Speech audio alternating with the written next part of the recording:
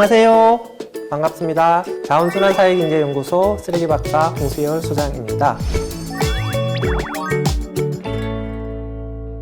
코로나 사태가 심각하면서 집콕이 늘어났고요. 쓰레기 발생량이 증가했습니다. 환경부 통계에 따르면 플라스틱은 16%, 비닐은 11%가 배출량이 증가했다라고 하는데요. 우리나라는 분리배출을 굉장히 잘하는 국가, 우리가 이런 서부심, 쓰레기 자부심을 가지고 살고 있는데요. 분리배출 어떻게 하는 것이 맞을까요? 일단 기본 원칙이 있어요. 그게 바로 비행 분석의 원칙인데요. 비워야 된다는 것이죠.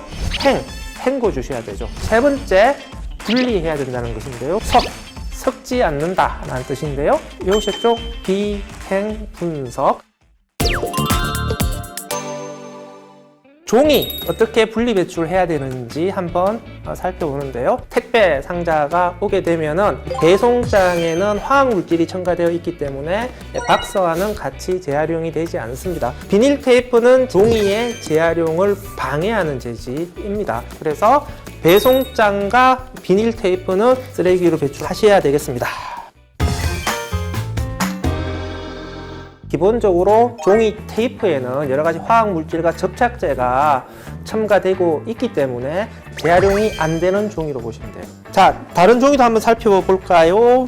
티슈 상자인데요. 비닐은 이물질이기 때문에 제거를 하시고 종이로 분리 배출을 해 주시면 되겠습니다. 이런 종이 포장 용기들이 있는데요. 이 비닐이 코팅되어 있는 경우가 있고 코팅되어 있지 않는 경우가 있어요. 특히 양면에 비닐이 코팅되어 있는 경우에는 찢어보시면 잘 안 찢어져요. 비닐이 코팅되어 있는 경우거든요. 종이 섬유가 풀어지는 것을 방해하기 때문에 쓰레기로 배출을 해 주시면 되겠습니다. 기본적으로 이렇게 종이 용기의 경우에는 음식을 담는 안쪽 면만 비닐이 코팅되어 있어요.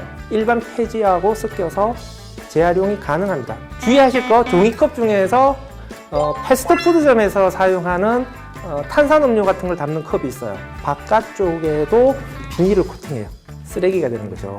원칙, 양면이 비닐이 코팅된 종이는 일반 폐지하고 섞이면 재활용이 어렵다. 종이팩 종류는 크게 두 가지가 있어요. 우유팩과 주스 두유팩. 이 멸균팩에는 알루미늄 박이 들어가 있어요. 각각 모아서 각각 제지회사로 보내야만 재활용이 되는 것인데, 종이팩만 구분 없이 한꺼번에 모으는 곳이면 그냥 구분 없이 한꺼번에 모으시면 돼요. 거주하시는 곳에 종이팩을 따로 버리는 곳이 없다. 주민센터나 아니면 생협 매장 같은 곳에서 종이팩을 따로 모으는 곳이 있습니다. 비닐은 굉장히 종류가 많은데요. 그냥 색깔과 재질 구분하실 필요 없이 그냥 비닐로 분리 배출을 하시면 되겠습니다. 이렇게 뽁뽁이라든지 아니면 이런 비닐 같은 경우에도 분리 배출하면 안 된다, 또 이렇게 알고 계시는 분들 계세요. 모든 뽁뽁이는 다 그냥 분리 배출을 하시면 돼요. 은박지가 붙어 있는 뽁뽁이도 뽁뽁이에요. 한 가지만 주의하시면 되겠습니다. PVC 재질의 랩은 비닐 재활용을 방해합니다. 비닐에 섞이지 않도록 주의하셔야 되고요. 양파망, 쓰레기로 알고 계시는 분 계시는데 양파망도 비닐입니다. 이제 스티로폼에 대해서 한번 살펴보도록 하겠습니다. 스티로폼은 택배 배송장이나 이렇게 테이프가 붙어 있잖아요. 스티로폼과 다른 재질이기 때문에 이물질이에요. 반드시 제거를 하셔서, 테이프는 쓰레기로 배출을 해 주셔야 되고요. 배송장도 마찬가지로 떼셔서 쓰레기로 배출하셔야 되고요. 그냥 스티로폼만 배출을 해 주셔야 됩니다. 스티로폼 버릴 때 사람들이 많이 헷갈리는 거, 스티로폼은 흰색 위주로만 재활용을 하거든요. 그러니까 이런 접시는 문제가 없는데 빨간 줄이 그어져 있는 이런 스티로폼 접시가 있잖아요. 분리 배출을 하면 안 된다라고 하는 것이고요. 그 외에 이런 재질들이 있어요. 과일을 싸는 용도, 또 완충제로 사용되는 것들인데요. 이런 것들은 스티로폼과는 다른 재질이에요. 쓰레기로 배출을 하셔야 된다라고 하는 것이죠. 소주의 경우에는 병 모양의 표시가 붙어 있고 안쪽에 100원 이렇게 적혀 있잖아요. 재활용품 분리 배출이 아니라 판매점으로 가져가는 것이다. 그 드링크병이나 음료병의 경우인데요. 분리 배출을 해 주셔야 되고요. 이 라벨의 경우에도 유리병을 깨뜨려서 재활용하는 공정에서 유리와 분리가 쉽게 됩니다. 그래서 라벨 안 떼고 버린다라고 하는 것에 대해서 크게 주변의 눈치를 보실 필요는 없다라고 생각을 합니다. 자, 이제 플라스틱인데요.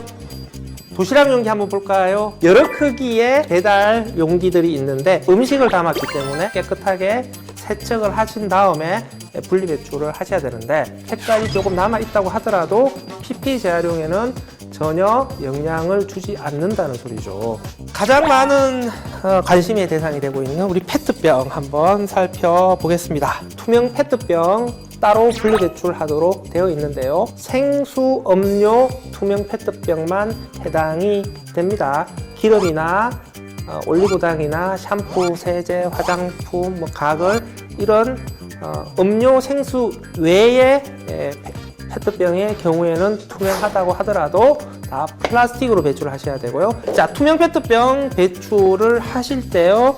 라벨의 경우에는 소비자가 반드시 제거를 하셔야 됩니다. 라벨은 비닐로 분리 배출을 하시면 되는 거죠. 마개의 경우는 어떻게 해야 되냐? 반대예요. 마개는 닫아서 배출을 하시면 됩니다. 근데 마개를 닫을 때 그냥 이렇게 닫아서 배출을 하시면 공기 때문에 압축이 안 되는 거죠. 라벨 떼고 마개 떼고 압축하고 마개 닫고. 자, 많이들 헷갈려하는 품목들이 있는데요. 하나하나 살펴보겠습니다. 이 알약 포장.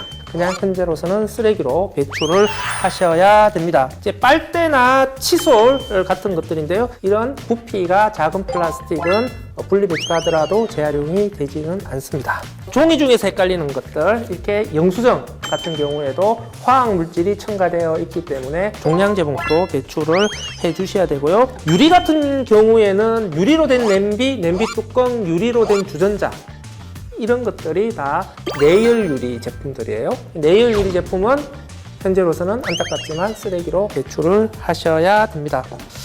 자, 일회용 컵 어떻게 버릴까? 플라스틱 일회용 컵은 분리 배출 대상이 아닙니다. 다 쓰레기예요. 즉석밥 용기나 이렇게 음료 용기 중에서 아드 표시가 되어 있는 것들이 있죠. 그리고 화장품 용기 같은 경우에도 이렇게 아드 표시가 되어 있는 것들이 굉장히 많습니다.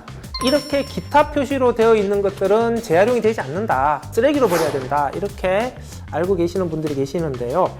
즉석밥 용기가 재활용이 되지 않는다 라고 알려진 것은 사실관계가 조금 다르다. 편한 마음으로 분리 배출을 하셔도 괜찮습니다. 화장품 용기 같은 경우에 이렇게 아드 표시가 되어 있는 것들은 재활용이 되지 않습니다. 분리 배출을 하더라도 선별장에서 선별이 되지 않아요. 아이스팩 어떻게 분리 배출할지 궁금해 하시는 분들 많으신데요. 물로 되어 있는 아이스팩의 경우에는 물은 변기로 배출하시고 비닐은 비닐로 분리 배출을 하시면 됩니다. 근데 젤 형태로 되어 있는 아이스팩의 경우에는 통째로 종량제 봉투에 배출하거나 안에 들어가 있는 젤만 종량제 봉투로 짜내신 다음에 비닐로 배출하시거나 아니면 주변에 아이스팩 재사용하는 프로그램이 있으면 그쪽으로 재사용을 하거나 이 세 가지 방법 중에 하나를 선택하시면 됩니다. 오늘 설명을 들은 것 이외에 분리 배출하실 때 헷갈리시면 두 가지를 참고하시면 됩니다. 올해부터 분리 배출 표시에 한 가지가 추가가 됩니다. 이 표시가 되어 있는 제품은 재활용이 되지 않는다는 의미입니다. 종량제 봉투로 버리시면 되는 것이고요. 내 손 안에 분리배출이라는 앱이 있는데요. 이 앱을 다운받으셔서 품목을 검색하시면 정보를 제공받을 수가 있습니다. 종이의 경우에는 종이 섬유를 해체해서 다시 그것으로 종이를 만들어요. 그러니까 종이 제품은 종이 제품으로 재활용된다라고 보시면 될 것 같고요. 페트병의 경우에는 녹여서 실을 뽑아낸 다음에 섬유로 재활용하는 경우도 있고요. 다음에 페트병을 다시 페트병으로 재활용을 할 수도 있습니다. 비닐의 경우에는 압축 성형을 해서 석탄을 대체하는 연료로 재활용을 하고 있고요. 유리의 경우에는 녹여서 다시 유리병으로 만드는 방법으로 재활용을 합니다.